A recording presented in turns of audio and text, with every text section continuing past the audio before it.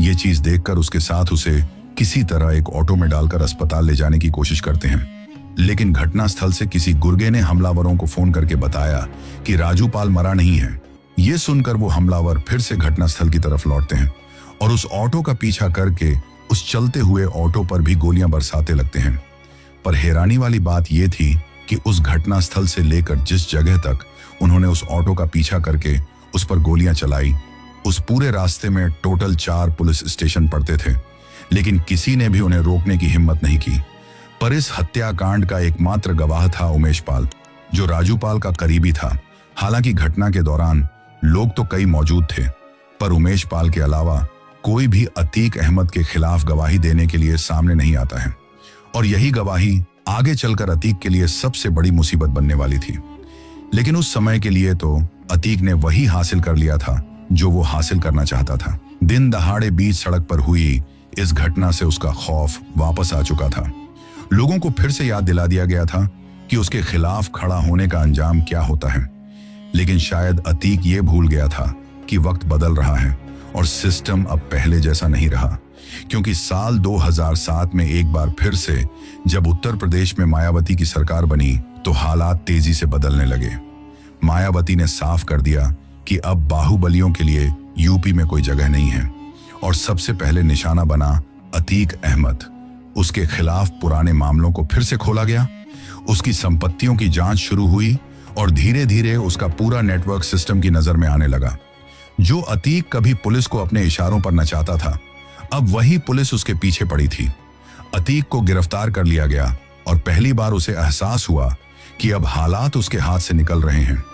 लेकिन कहानी यही खत्म नहीं होती, क्योंकि जेल में रहने के बावजूद भी उसका नेटवर्क पूरी तरह खत्म नहीं हुआ था। साल 2008 के आसपास जब देश की राजनीति में एक बड़ा मोड़ आया और संसद में एक महत्वपूर्ण वोटिंग होनी थी, तो हर एक सांसद की जरूरत थी और इसी वजह से अतीक को जेल से निकालकर संसद में लाया गया। लेकिन यहां उसने वही किया जो उसके स्वभाव में था।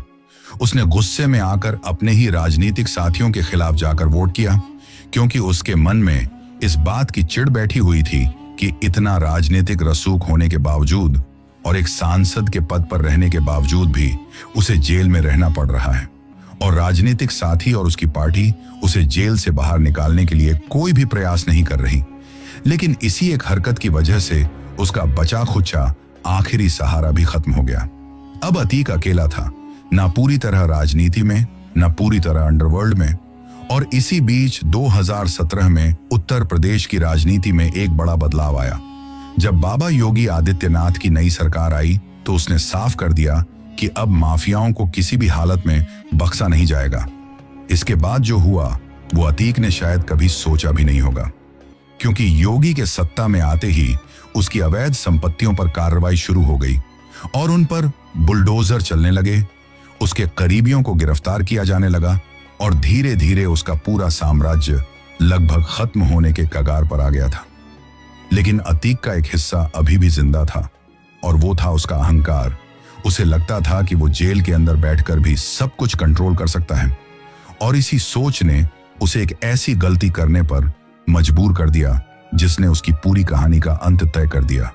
दरअसल 2017 के बाद माफियाओं के खिलाफ शुरू हुआ सीएम योगी का ऑपरेशन धीरे धीरे अतीक अहमद के उस साम्राज्य को खोखला कर चुका था जो कभी अटूट माना जाता था। लेकिन फिर भी एक चीज थी जो अब तक बची हुई थी और वो था उसका डर। और उसी डर को जिंदा रखने के लिए अतीक ने एक बार फिर वही रास्ता चुना जो उसने सालों पहले अपनाया था, यानी खौफ पैदा करने के लिए किसी ना किसी ऐसी घटना को अंजाम देना जिससे लोग उसके नाम से ही सिहर उठे। क्योंकि उसे लगता था कि अगर डर खत्म हो गया तो उसका नाम भी खत्म हो जाएगा। इसी बीच साल 2023 आता है और जेल में रहते हुए ही उसके द्वारा एक ऐसा फैसला लिया जाता है जो उसकी इस पूरी कहानी का आखिरी अध्याय लिख देता है। दरअसल 24 फरवरी 2023 को प्रयागराज की सड़कों पर एक बार फिर से सामान्य हलचल थी। लोग अपने अपने काम में लगे हुए ही थे कि तभी अचानक गोलियों और बम धमाकों की आवाज से पूरा इलाका गूंज उठता है।